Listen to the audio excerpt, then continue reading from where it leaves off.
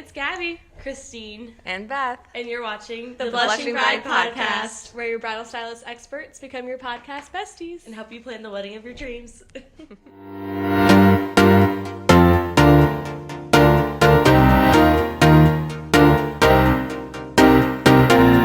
Okay, we're so excited today. We're sitting down with Beth from Maggie Sottero Designs. If you guys don't know, we talk about Maggie all the time. They're like our favorite. Yeah, super fans. So Beth is a product development manager at Maggie Sottero. So can you tell us a little bit about what you do and what your day-to-day looks like? Yeah, so we design all of our creations in Salt Lake City. So we're based in Salt Lake, and I just oversee and help manage all of our timeline processes from initial sketch and concept through bulk production approval. Wow. So it's a lot. A season takes about a year to fully go from start to finish. So we're always working on at least 3 seasons at a time. Oh my gosh, that's so crazy. Like, it always blows my mind that you guys are able to keep up with trends that aren't even going to be like they're working on something that's coming out in 3 years, but it's on trend in 3 years. Like, yeah. How do you do that? That's crazy. So impressive. Well, can you tell us your journey of how you got into like the wedding industry and like design? Yeah. So when I graduated from school and I got my first job just to get some experience, I was still just always looking for that what's the next move. And I found an opportunity to work for Maggie Sottero, and at the time I didn't realize it was actually for their prom line. Oh. But that was probably the best surprise ever, because as a kid and stuff, pretty dresses are always the most fun. Yeah. So started working with Flirt, and it was just so crazy and wild because high school girls are, they're not afraid of color or short skirts or being kind of fun. Yeah. So from there, we made some internal adjustments at Maggie to sacrifice our prom line to start Rebecca Ingram to focus on more budget-friendly pricing and things. Mm-hmm. So with that transition, I was still able to keep my job even though I was on prom. So I just transitioned into Bridal, and I've been with Maggie for about 13 and a half years. Wow. Oh, wow. So it's been a minute. Oh my gosh. And just, that's how I kind of just fell into just keep going and progressing. That's cool. I always forget that Maggie did prom for a little bit, and I didn't know that it turned into Rebecca Ingram, which is that tells us a new so story cool. we didn't know. Yeah. And what was your degree in college? I went to school in San Francisco, and I have a bachelor's of fine arts in fashion design. Oh, cool. And my program focused more on kind of real fashion jobs, we'll say. So some schools focus on those more like couture, really creative. And mine was more real world based of like, let's go visit an actual factory and see what kind of actual fashion jobs are, which was a really cool exposure. Yeah. Yeah. That's awesome. We have designers visit us all the time, like especially with Maggie. Is it cool to come into the store, and like how does that help you guys actually seeing the brides in the dresses? Yeah, it's definitely that full circle moment, like we start with just these literal drawings on a piece of paper, and then seeing the brides come in and they're trying on your samples, and then every once in a while I come back to a store when that same bride's picking up her actual dress, and that's like the coolest part.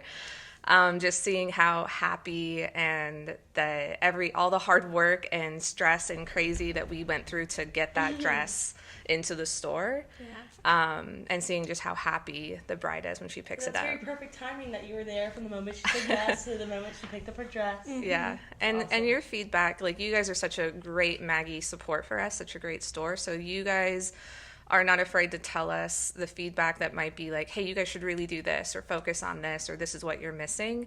And that's the additional information that's helpful for us so that we can make sure that we're supporting you and your brides in your territory. Oh, I love that. We love working with Maggie. We do. We do. We're always calling them up like, hey, can we do this? Can we do that? Yeah.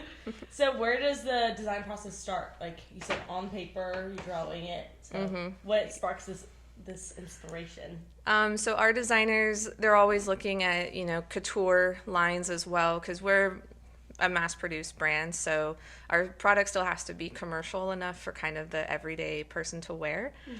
So it starts with couture inspiration and mixing it into what Maggie does best, which is fit.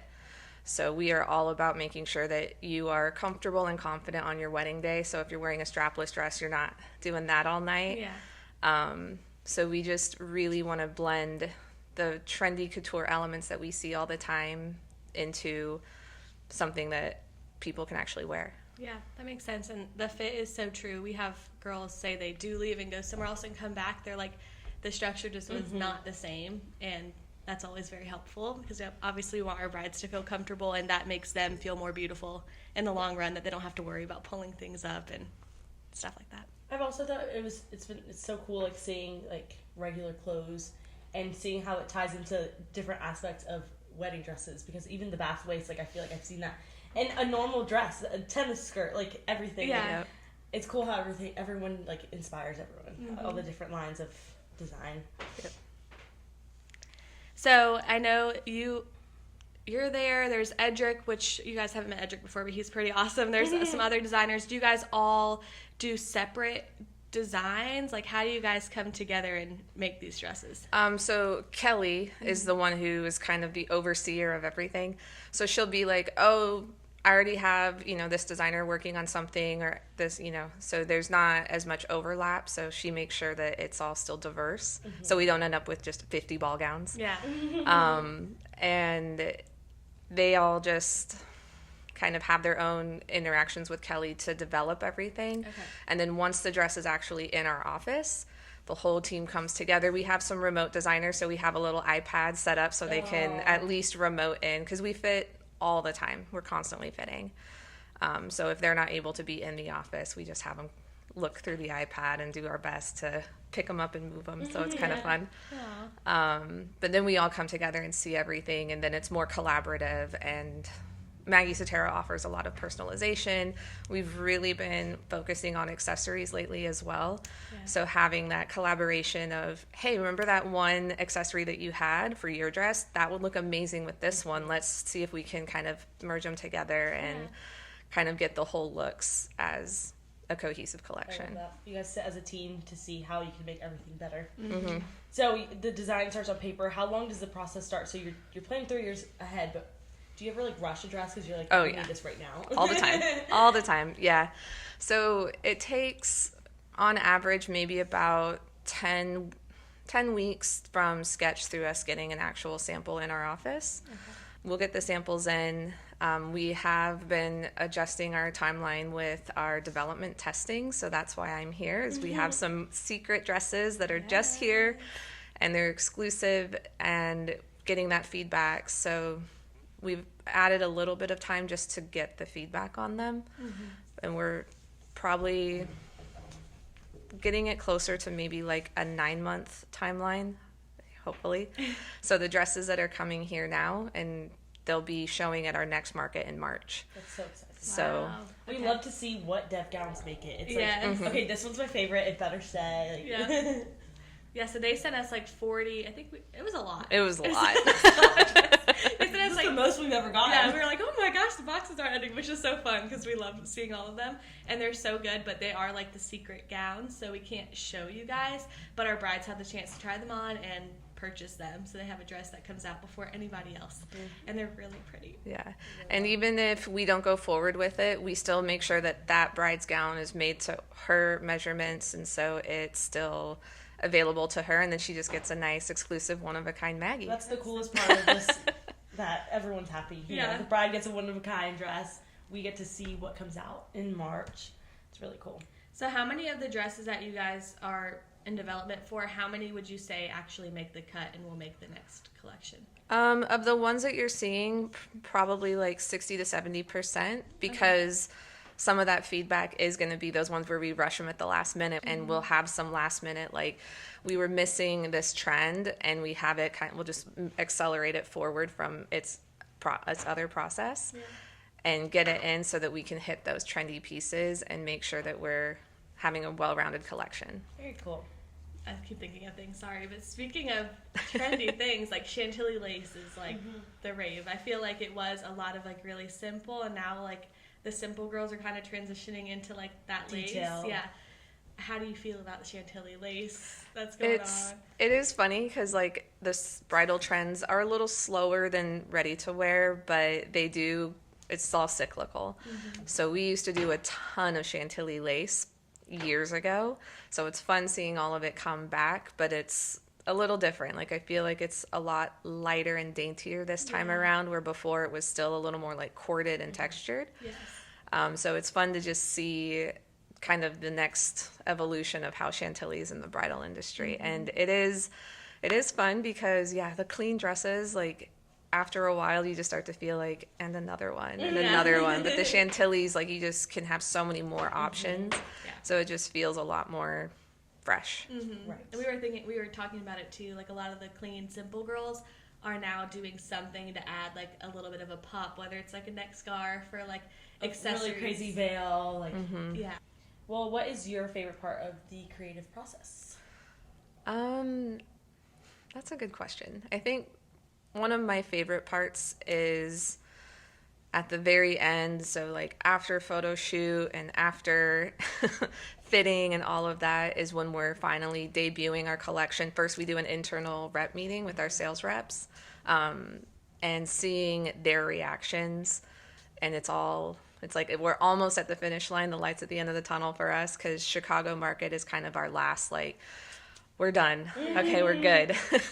So it's fun to see everyone's reactions to the things that we've been doing for so long. And I've been seeing these dresses, I know them like the back of my hand by the time we're here, and then everyone's seeing them for the first time. That's always fun. I think that's my favorite part. All that hard work, and you're like, here it is. Yeah. Would you say like the most stressful part is like right before market?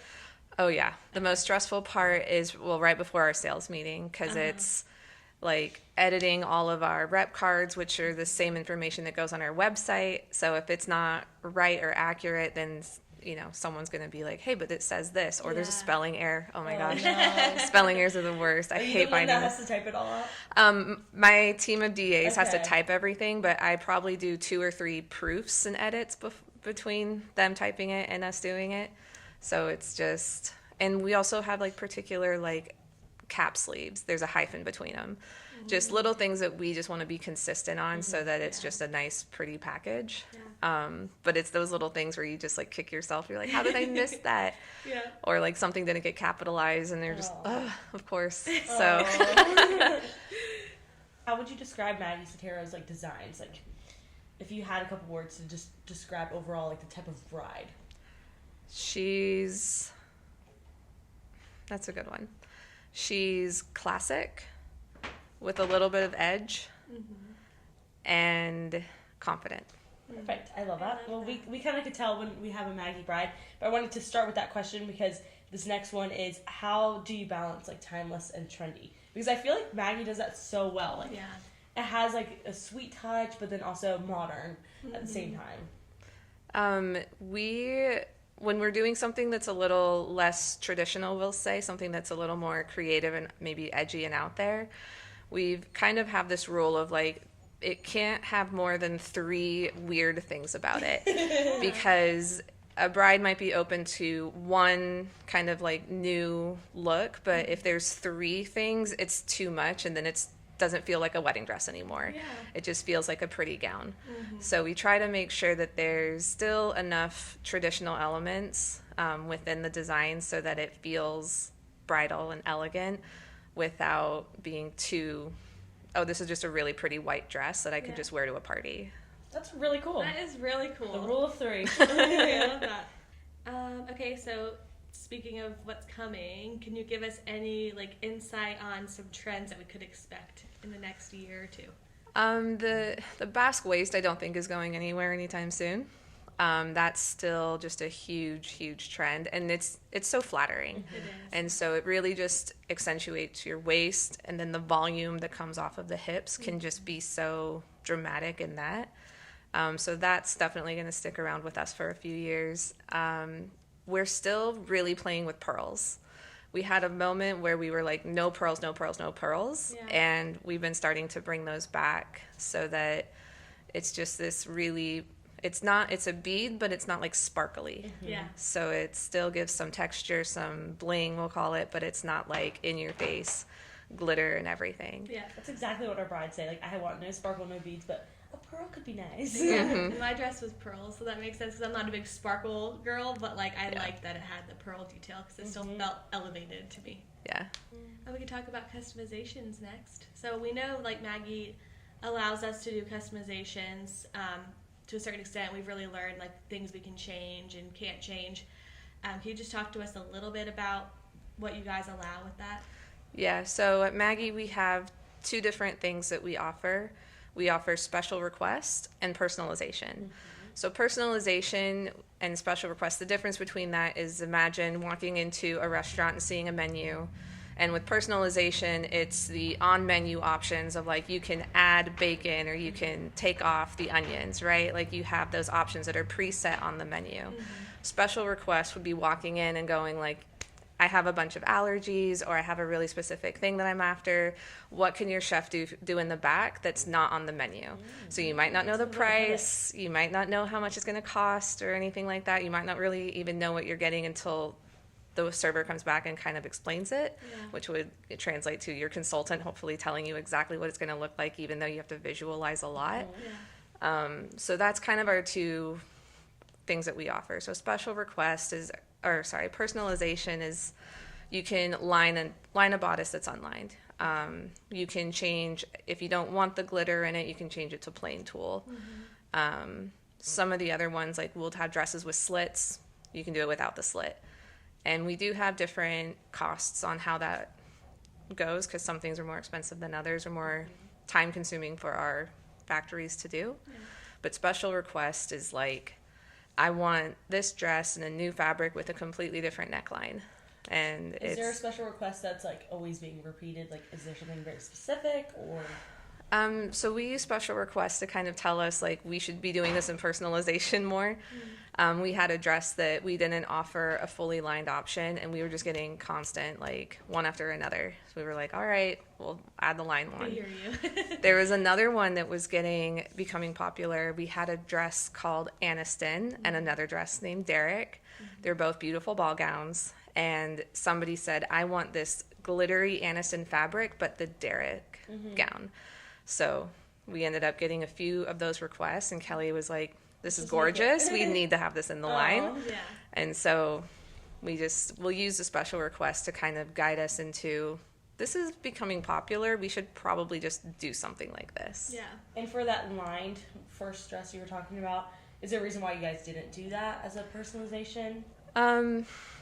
Sometimes when we're looking at the dresses in Salt Lake and it looks lined enough, we have some dresses that were very sheer. Right. Like I think one of our most popular ones was literally just one layer of tulle and bra cups.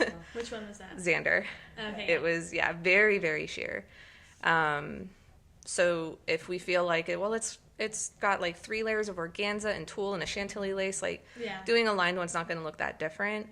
So sometimes we're just like, it's lined enough, or we'll let the brides do it in store so they can decide where to line it, because sometimes we'll do a fully line and they're like, oh, but I want illusion in the back. Or we'll do like line to the side seams. They're like, oh, I wish it was fully lined. So there's always this like, which one do we do?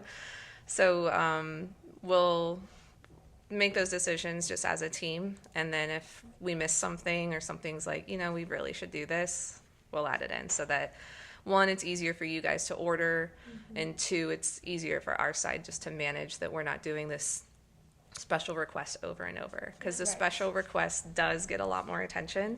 Very hands-on. Every single one is QC'd by somebody in Salt Lake. Or our bulk production, we'll do initial checks, and if we're like, it's good to ship, we'll just keep shipping it, and then we'll do like wellness checks with it. But we don't check all 300 dresses that are going out that day. Yeah, that makes sense. What are your top like tips and tricks for finding the dream dress for a bride that's shopping and looking for a dress through maybe a couple boutiques, or maybe they haven't tried on dresses before? I think the first tip is don't overshop. You don't have to go to all 10 appointments. The dresses will all start to feel and look the same, especially if you have found a silhouette and a fabric that you really like. And then if you keep going to stores and keep trying those on, you're just going to get overwhelmed and confused. So don't feel like you have to overshop. If you really feel like one store's not enough, maybe go to a second one, but just don't let yourself get overwhelmed. The other one is knowing your budget and knowing that dresses are expensive. Like our dresses are about, 14 to upwards of 3 or 4 to 5,000. So if you know what your budget is, your consultant can definitely guide your appointment to make sure that you don't fall in love with something you can't afford, while also getting the best options and knowing how much they actually cost. Yeah, definitely. I feel like with the Chantilly lace and things like that, there are a few that are a little less expensive, but for the majority, I would feel like they're in the, at least the 2000s range. So sometimes we have to, as the stylist, tell our brides, Educate them. Yeah, that the lace does cost a bit more, and we do have to kind of. Or like a fully detailed with beads, like it gets more costly. Right. What was I had a question. This is kind of a random one. I was just thinking about this when we were talking about trends and things that we're seeing. So obviously the sheer is like a big thing, and moms and grandmas always freak out about the sheer sometimes. Is that changing at all, or things staying pretty sheer consistently in the future seasons? I feel like it's definitely, we're starting to trend more back to the more modest where everything's kind of lined again. There's still definitely, we're selling sheer bodices all day long. Yeah. It's still very popular, but we also are mindful of not doing, just one layer of tulle, that we do have a little bit more structure, so coverage, because it's still your wedding. You don't want to be just totally exposed. Yeah. But yeah, I do feel like we're seeing a more trend back to, I don't want that, big plunge to the waist anymore. Or if there is a plunge, I just want it to be a little more smaller and narrow.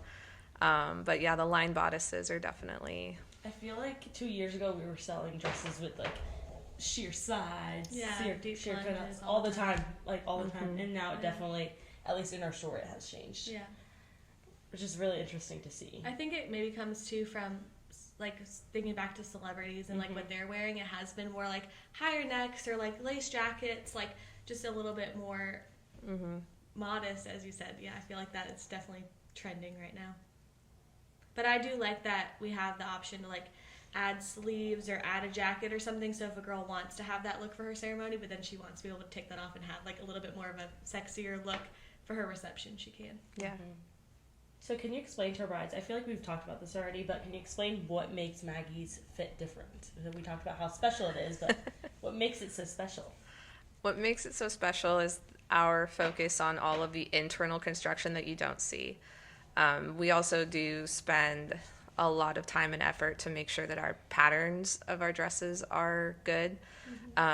Kelly is always is always concerned and focused on proportions as well, where that break point in the skirt is, because even if the bodice fits nice but the skirt break point's at an awkward spot, it's suddenly, now she looks like her legs are really short, or something's just off and you can't quite figure it out.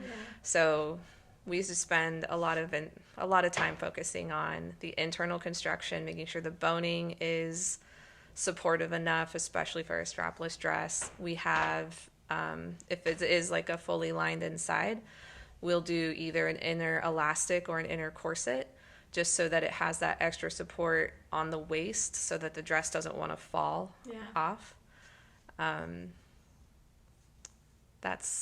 We also do for bigger sizes.